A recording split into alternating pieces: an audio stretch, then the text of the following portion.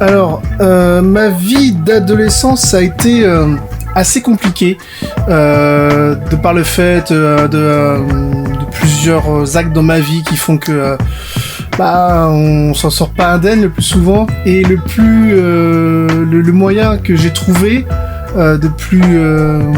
qui m'a donné plus envie de m'épanouir, c'est la création. J'ai créé Floppy Productions, c'est le 5 mars 2010. Je m'en souviens, c'était juste avant mon anniversaire, j'avais 21 ans, et c'était pour rassembler en fait toutes mes parodies que j'avais faites, non seulement lorsque j'étais encore en cursus scolaire où on faisait des petits montages par exemple, et aussi par exemple le fait de mettre des clips vidéo ou encore des films un peu plus élaborés, mais qu'en fin de compte en fait j'ai pas mis parce que j'avais peur en fait des mauvais retours du web, tout simplement. C'est pour ça que cette création est un petit peu à tâtons, et ça s'est fait ensuite progressivement.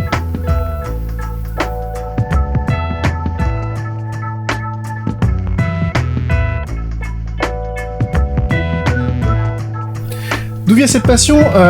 L'envie de partager des choses, des histoires, des concepts qui plaisent à pas mal de gens, mais il y a aussi la radio qui m'a donné vraiment beaucoup envie de faire cette passion, ce hobby. Je pense premièrement à leur Radio Fidélité, qui a absolument rien à voir par rapport à ce que vous pensez. C'était une émission bretonne que j'étais technicien sonore, je faisais mes premiers pas avec Tanguy qui était donc de Radio Fidélité. C'était avec Julien qui présentait cela, Julien Bonnet. C'était Gwen, musique d'actualité bretonne, qu'on a un peu plus culturisé, un peu politisé aussi, et c'est pour ça que cette émission c'est un peu cassé la goule, parce que c'était pas dans le thème de Radio Fidélité, c'était un peu logique. Et Julien Bonnet qui était donc le présentateur, avec d'autres personnes qui venaient en fonction des chroniques. Il y avait Corinne Rotac par exemple, il y avait Damien, il y avait pas mal de gens qui se succédaient, et c'était quand même une sacrée émission qui était faite de façon hebdomadaire, et c'était, si je me souviens bien, malheureusement non, c'est pour ça que je lis le texte, en 2007, donc ça fait déjà quand même, mine de rien, 18 ans. C'est énorme.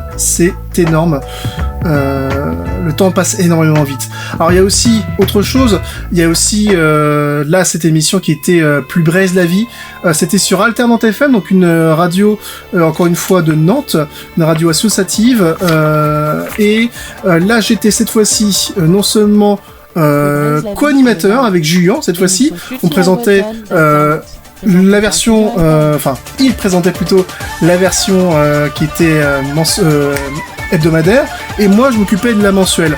Et j'étais aussi donc dans tous les cas, dans toutes ces émissions, j'étais technicien sonore, mais là sans filet, puisqu'on était entièrement en direct le soir. C'était le lundi soir, je m'en souviens très bien.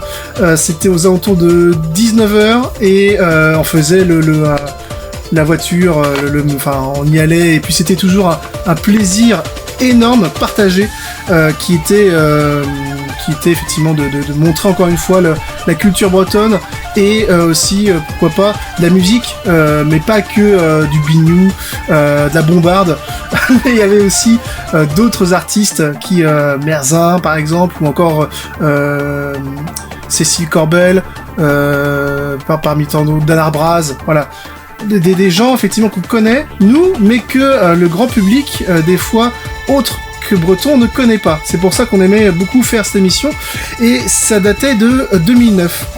Alors il y avait aussi, mais ça c'est beaucoup plus récent, ça vous avez pu le remarquer, c'était sur Mint FM, qui était donc une radio, et qui est toujours d'ailleurs, une radio associative, bénévole, qui diffusait sur certaines portions de la France, et c'était Floppy Classics que je faisais. Ça avait commencé en 2018, en mars 2018, et elle vient de se terminer, c'était quand ? C'était au mois de juin 2019, donc c'est vraiment très récent. Et cette émission-là, j'ai aussi beaucoup adoré. J'ai un peu tâtonné au départ parce que je me cherchais dans dans l'émission. En tout cas, je cherchais le fil conducteur et je me suis dit pourquoi pas mettre ce que j'aime, mais aussi faire découvrir aux gens qui sont beaucoup plus jeunes que nous, ceux qui ont à peu près 18 ans, 19 ans, ce que c'était que les années 80, 90 et 2000. Et c'était ça le fil conducteur de cette émission, tout simplement. Voilà, ça c'est la radio, le passage radio, je pense, m'a donné le deuxième pied pour rentrer pleinement dans le hobby de la création de visuels. Et c'était aussi une revanche sur moi-même parce que, comme je vous disais, donc la vie précédemment était assez difficile. Et mon premier long métrage était toute une vie. Sorti, c'était en 2015, si je me souviens bien, je l'ai pas marqué, mais c'est 2015, novembre 2015. Quelque chose d'extra, coûteux, très long, ça m'a pris 2 ans à le faire, mais vraiment que du bon et beaucoup d'émotions. Beaucoup de bonnes critiques. Je voulais le mettre au cinéma en petit comité, mais c'était beaucoup trop cher. Mais j'aurais beaucoup aimé faire ça c'est certain.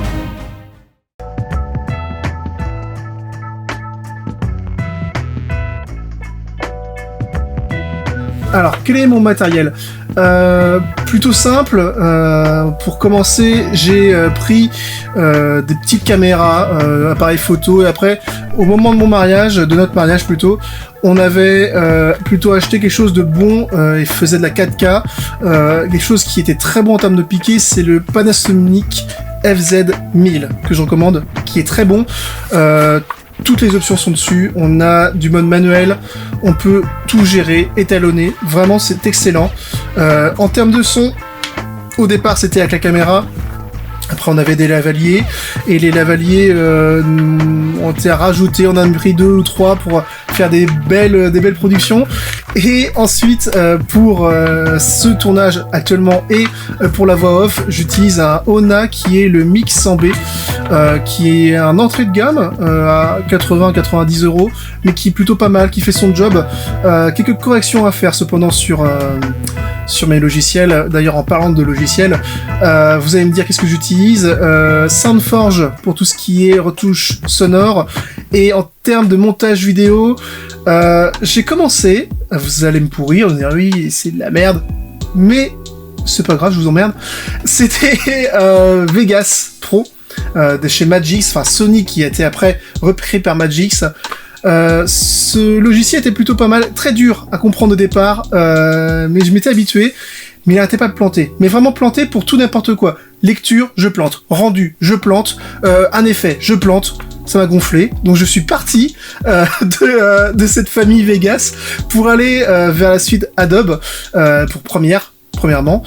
Oh, t'as vu comment c'est bien fait? En plus, je l'ai pas fait exprès. Pour Premiere Pro. Et pour tout ce qui est effets spéciaux, notamment effets de lumière, effets de Lawyer Title et effets aussi au niveau de spatialisation, ce serait plutôt du After Effects. Alors là, par contre, After Effects, c'est plutôt en tant que débutant. Je connais pas mal de choses, mais After Effects a beaucoup de fonctionnalités qui font que je suis toujours débutant dans cela. Autant par contre Premiere et Vegas, je les connais très bien. Photoshop aussi pour tout ce qui est miniature et retouche, photo en l'occurrence.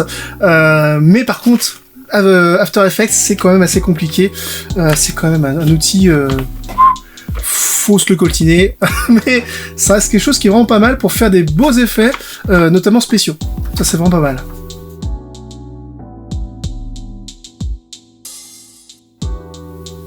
Mon principal regret, trop perfectionniste.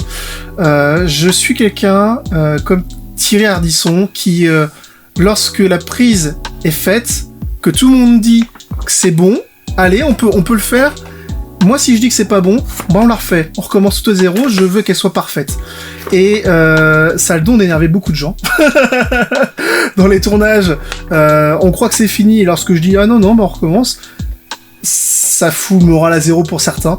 Petite dédicace à Lucie, par exemple, ou encore à l'équipe de Démontrons, parce que cette équipe était très bonne. Cette émission a duré 3 mois pour plusieurs raisons. La première, c'est que il y avait du travail, beaucoup de travail derrière. On avait quand même beaucoup de recherches à faire pour déceler le vrai du faux et faire après les contre-arguments sur ces vrais faux. Et surtout, en fait, le cahier des charges était énorme. On devait en une journée boucler donc 2 émissions. Il y avait Sens Critique et Démontrons dans la même en l'occurrence dans la même chaîne, et ça a pris énormément de temps, et ça a dû, je pense, les calmer, de se dire que il fallait au moins une journée où on était entièrement ensemble pour faire le tournage, et puis peut-être 4-5 jours pour ensuite faire les recherches, parce qu'il y avait quand même 2-3 personnes derrière, donc Julien, Jean-François, il y avait moi, un peu Claire aussi, de temps en temps pour les recherches, et ouais, c'était assez compliqué parce que c'était assez long, et je pense que ça a réduit un peu à néant l'émission qui était pourtant prometteuse. On avait pas mal de retours, notamment de personnes qui connaissaient Julien et qui adoraient d'ailleurs cette émission. C'est un seul regret, un regret que j'apprécie par contre, moi de mon côté, parce que je sais que lorsque je publie une émission ou un film, je sais que c'est quelque chose qui est fait avec cœur, et surtout qu'il y a peut-être 1 ou 2 erreurs, mais pas plus. Parce qu'il y aura tellement eu de retouches et de previews dessus que théoriquement, on devrait être bon.